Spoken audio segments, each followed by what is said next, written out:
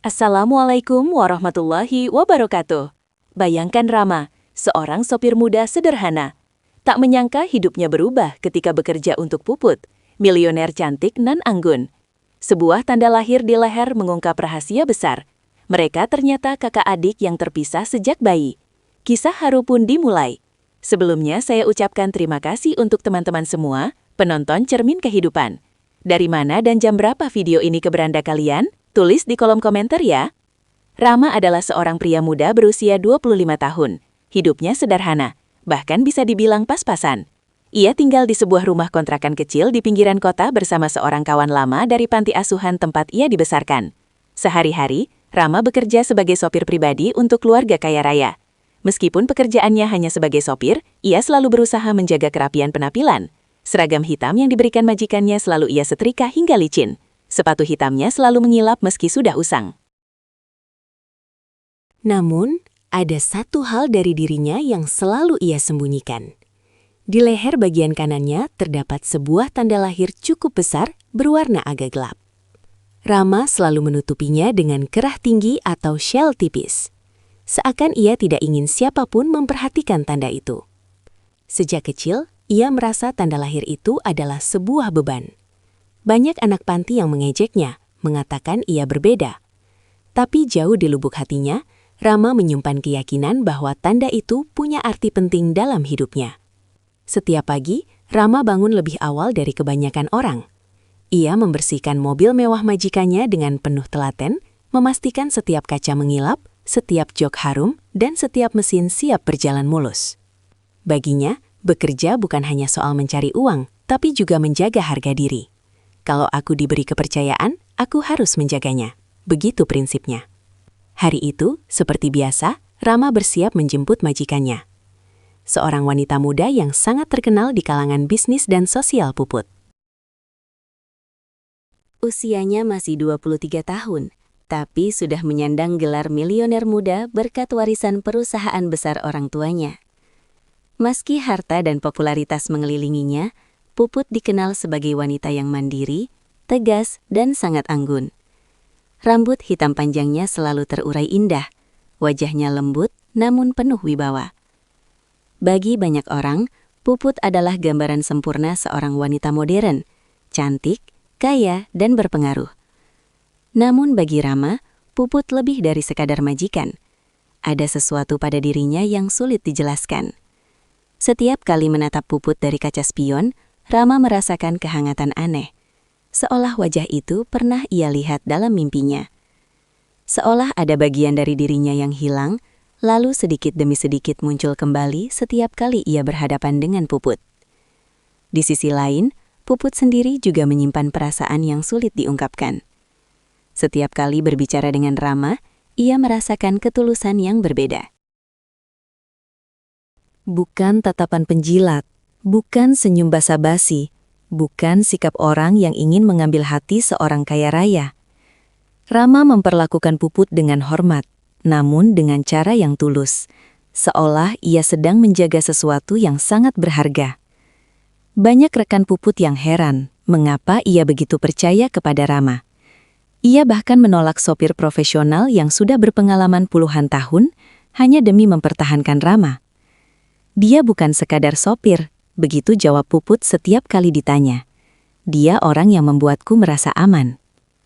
Suatu pagi, ketika Puput keluar rumah untuk berangkat ke kantor, Rama sudah berdiri tegak di samping mobil, membukakan pintu dengan sopan. "Selamat pagi, Nona," ucapnya singkat. Puput mengangguk sambil tersenyum tipis. Ada cahaya di matanya setiap kali melihat Rama, meski ia sendiri tak tahu mengapa. Di dalam perjalanan, Puput kerap melirik Rama dari balik kaca spion. Ada sesuatu yang menarik perhatiannya, sesuatu yang membuat dadanya sesak. Hari-hari Rama berjalan dengan pola yang sama. Namun entah mengapa, setiap kali bersama Puput, waktu terasa berbeda. Ia tidak sekedar mengantar seorang majikan, ada perasaan hangat yang tumbuh diam-diam. Rasa yang membuat hatinya bergetar setiap kali memandang Puput lewat kaca spion. Mobil mewah itu melaju dengan tenang melewati jalan-jalan kota besar. Dari balik kaca spion kecil, Rama kerap melirik ke arah kursi belakang. Di sana, Puput duduk dengan anggun, sesekali menatap keluar jendela dengan pandangan kosong. Rambut hitam panjangnya jatuh ke bahu. Kulit wajahnya yang halus bercahaya diterpa sinar matahari pagi. Puput tidak pernah tahu, tapi setiap kali ia termenung seperti itu, Rama merasakan ada sesuatu yang mengiris hatinya. Bukan karena cinta, melainkan rasa iba bercampur rindu. Ia tidak mengerti kenapa hatinya selalu terenyuh melihat Puput terlihat kesepian di tengah segala kemewahan. Pernah suatu kali di tengah perjalanan pulang dari rapat malam, Puput terlihat begitu lelah. Ia menyandarkan kepala ke jendela kaca. Matanya setengah terpejam. Rama menurunkan kecepatan mobil, berusaha agar guncangan jalan tidak mengganggunya. Hatinya terasa aneh, seperti seorang kakak yang ingin melindungi adiknya. Padahal ia tahu, ia hanyalah supir, tidak berhak merasakan hal itu. Di dalam hatinya, Rama sering bertanya-tanya, mengapa aku merasa sangat dekat dengan Nona Puput? Mengapa setiap tatapannya terasa begitu familiar, seakan aku sudah mengenalnya jauh sebelum hari ini?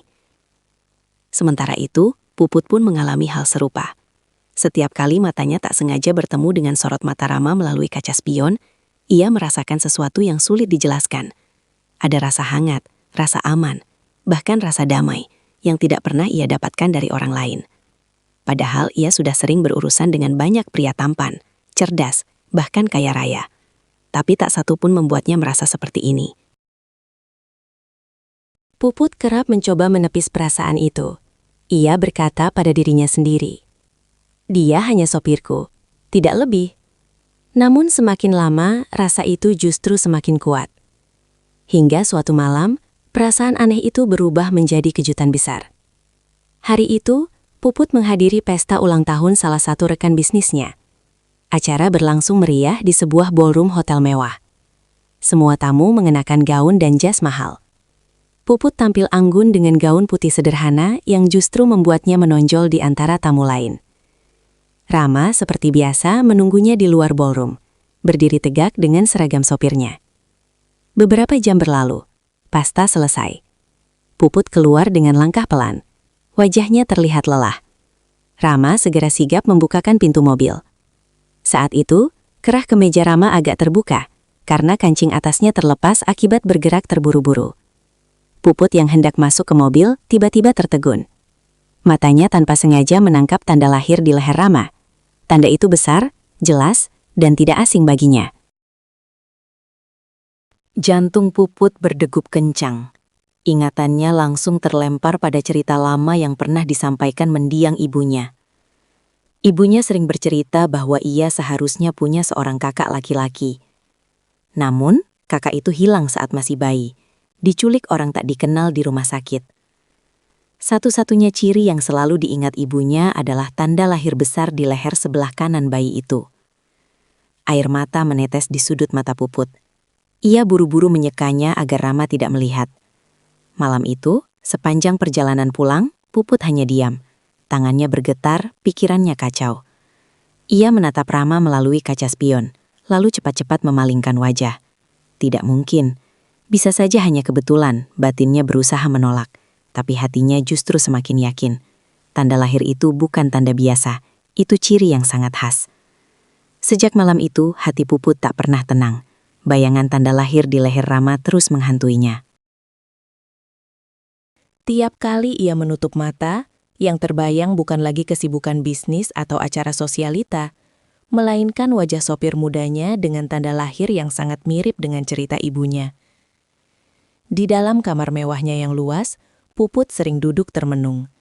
Ia membuka kembali album foto lama keluarganya, melihat wajah ayah dan ibunya yang kini sudah tiada. Air matanya mengalir saat ingat pesan terakhir ibunya sebelum meninggal. Andai saja kakakmu masih ada, kamu tak akan pernah merasa sendirian. Dia punya tanda lahir besar di lehernya. Itu satu-satunya petunjuk yang bisa ibu titipkan padamu. Hati Puput semakin gelisah. Ia mulai menghubungi beberapa orang lama keluarga, bertanya apakah mereka tahu sesuatu tentang bayi yang hilang itu. Namun semua jawaban sama, misterius, hilang tanpa jejak, dan tak pernah ditemukan. Di sisi lain, Puput tak bisa menahan diri untuk memperhatikan Rama lebih dekat. ia mulai mencari-cari informasi pribadi tentangnya. Dengan diam-diam, ia meminta seorang asistannya menyelidiki latar belakang Rama. Beberapa hari kemudian, laporan itu tiba di mejanya. Puput membacanya dengan tangan gemetar. Tertulis jelas, nama Rama usia 25 tahun. Status yatim piatu, dibesarkan di sebuah panti asuhan kecil. Riwayat, ditemukan tergeletak di depan rumah sakit dalam sebuah keranjang bayi. Tidak ada catatan orang tua, tidak ada keluarga yang mengakui. Mata Puput membesar. Ia tak bisa berhenti menangis membaca catatan itu. Semua cocok dengan cerita yang ia dengar dari ibunya tentang kakaknya yang diculik dari rumah sakit saat masih bayi. Ya Tuhan, jangan-jangan selama ini kakakku ada di dekatku, menyetir mobilku setiap hari, bisiknya dengan suara bergetar. Sejak hari itu, Puput mulai bersikap berbeda. Ia semakin sering memperhatikan Rama. Ia mulai bertanya tentang masa kecilnya, seakan ingin memastikan sesuatu. Suatu sore ketika mobil berhenti di tepi taman karena macet, Puput memberanikan diri membuka percakapan. Rama. Ya, Nona. Rama menoleh sebentar lewat kaca spion. Kamu ingat masa kecilmu, siapa orang tuamu, atau apapun yang bisa kamu ceritakan tentang asal-usulmu? Rama terdiam beberapa saat. Ia menarik napas panjang lalu tersenyum getir. Saya tidak tahu, Nona. Saya dibesarkan di panti asuhan. Kata pengurus panti, saya ditemukan di depan rumah sakit ketika masih bayi. Tidak ada yang tahu siapa orang tua saya. Hanya ada satu benda yang saya simpan sampai sekarang. Puput menahan napas. Benda apa? Rama membuka saku dalam jas sopirnya, mengeluarkan sebuah kain kecil yang sudah lusuh. Warnanya memudar. Itu adalah sepotong selendang bayi. Di ujungnya ada bordiran nama dengan huruf sederhana, Putri. Air mata Puput jatuh tanpa bisa ia tahan. Tangannya gemetar saat menyentuh kain itu. Selendang itu bukan benda asing baginya. Ia tahu betul, ibunya menyimpan selendang kembar. Satu dengan nama Rama, satu dengan nama Putri. Selendang miliknya masih tersimpan di lemari rumah, rapi terjaga sejak kecil.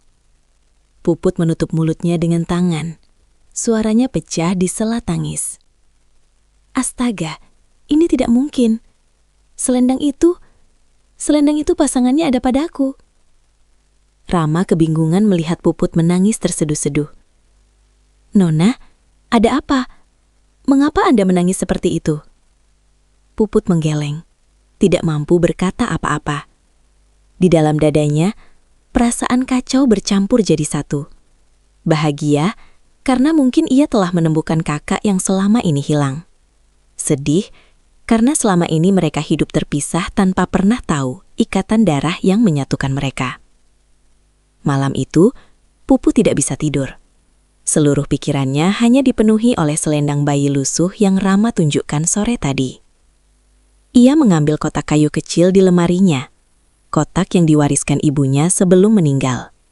Di dalamnya, tersimpan benda yang sangat berharga, sepotong selendang bayi dengan bordiran ama. Tangannya bergetar ketika ia mengeluarkan selendang itu. Air matanya mengalir deras, membasahi kain yang sudah berusia lebih dari 20 tahun itu. Jadi benar, kakakku. Dia tidak pernah benar-benar hilang. Dia ada di dekatku selama ini, bisiknya lirih. Esok harinya, Puput berangkat seperti biasa. Namun kali ini, jantungnya berdebar tidak karuan. Ia membawa selendang itu di dalam tas tangannya, berniat menunjukkan pada Rama. Di dalam mobil, suasana awalnya hening. Rama fokus menyetir, sementara Puput menatap benda kecil di dalam tasnya dengan perasaan kacau. Setelah beberapa menit, ia memberanikan diri. Rama melirik lewat kaca spion. Iya, Nona? Selendang yang kemarin. Bolehkah aku lihat lagi? Rama tersenyum samar, lalu mengeluarkan kain lusuh itu dari saku jasnya. Ini satu-satunya peninggalan yang aku punya sejak bayi, Nona. Entah siapa yang meninggalkannya bersamaku. Tapi aku selalu merasa selendang ini bagian dari diriku. Puput tak sanggup lagi menahan air matanya. Ia mengeluarkan selendang yang ia bawa dari tasnya. Selendang itu jauh lebih terawat, warnanya masih jelas, dan di ujungnya tertera nama Rama. Rama tertegun, matanya membelalak, tubuhnya gemetar hebat. Ia menepikan mobil ke sisi jalan. Tangannya memegang kemudi. Apa ini? Kenapa sama persis? Suaranya parah. Puput menggenggam kedua selendang itu erat, lalu menangis terisak. Karena selendang itu adalah pasangannya. Ibu menyimpannya untukku. Sementara kamu dibawa pergi bersama selendang satunya. Rama mematung. Kata-kata itu menembus hatinya seperti petir menyambar. Ia menatap Puput. Matanya berkaca-kaca. Jangan bilang maksudmu aku ya? Rame. Puput hampir berteriak di sela tangisnya. Kamu bukan hanya supirku. Kamu adalah kakakku. Kakak kandungku yang hilang sejak bayi. Tanda lahirmu, selendangmu, semuanya sama dengan cerita yang ibu tinggalkan. Air mata Rama akhirnya pecah. Ia menutup wajahnya dengan kedua tangan. Tubuhnya bergetar hebat. Astaga, selama ini aku mencari-cari siapa diriku, siapa keluargaku, dan ternyata kamu. Puput langsung meraih tangan Rama, menggenggamnya erat. Maafkan aku yang baru menyadari sekarang. Kita sudah hidup bertahun-tahun terpisah, padahal darah kita sama, daging kita sama. Rama tidak mampu berkata-kata. Ia hanya bisa menatap Puput dengan mata yang basah, lalu menariknya ke dalam pelukan erat. Untuk pertama kalinya dalam hidupnya, ia merasakan hangatnya keluarga. Tangis keduanya pecah di dalam mobil yang berhenti di pinggir jalan sepi itu. Mereka menangis lama, seakan meluapkan semua kerinduan yang terkubur sejak bayi. Puput menangis seperti seorang adik kecil yang akhirnya menemukan kakak pelindungnya. Rama menangis seperti seorang kakak yang akhirnya kembali menemukan adik yang selama ini ia rindukan, tanpa pernah tahu wajahnya. Tangisan itu bukan sekadar air mata haru. Itu adalah doa penebus rasa kehilangan, penghapus luka masa lalu. Jalanan kota yang ramai seolah berhenti berputar. Waktu hanya ada untuk mereka berdua. Mulai sekarang kamu tidak lagi sopirku, Rama, ucap Puput di sela tangisnya. Kamu adalah kakakku. Kakak yang selama ini aku cari, yang selama ini ibu doakan agar kembali. Rama mengangguk meski suaranya serak. Dan kamu bukan lagi majikanku. Kamu adalah adikku, darah dagingku sendiri.